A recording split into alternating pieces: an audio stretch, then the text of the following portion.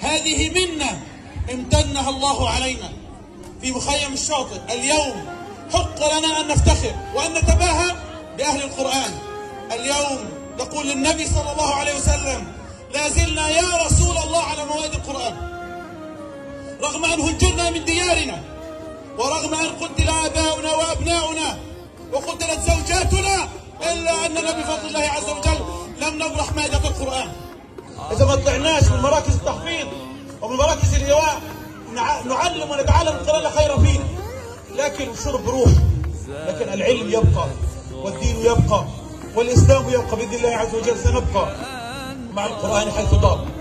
غزة كانت وما زالت وستبقى تمتلئ بالقراء والحفاظ والمهرة. المساجد قد دمرت، البيوت قد قصفت، الناس قد شردوا، كلنا قد اجتمعنا في هذه المراكز، فقلنا: على ماذا نجتمع؟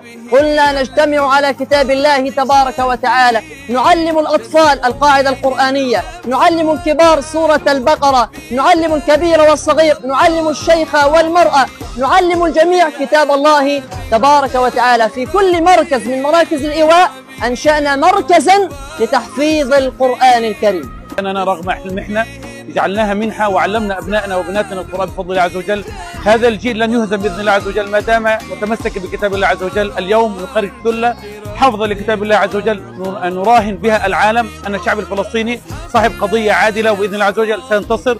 هؤلاء الأطفال وهؤلاء البنات الذين حفظوا القرآن رغم القصف ورغم التشريد رغم الجوع. نحن عانينا في قطاع غزة وخاصة في شمال قطاع غزة من شهور من الجوع المضني، إلا أننا رغم الجوع ورغم الحصار ورغم الدمار ورغم الموت الذي كنا نعانيه ليل نهار ولا زلنا نعانيه، إلا أننا نخرج حفظة اليوم، نخرج قادة بإذن الله عز وجل سيحررون فلسطين.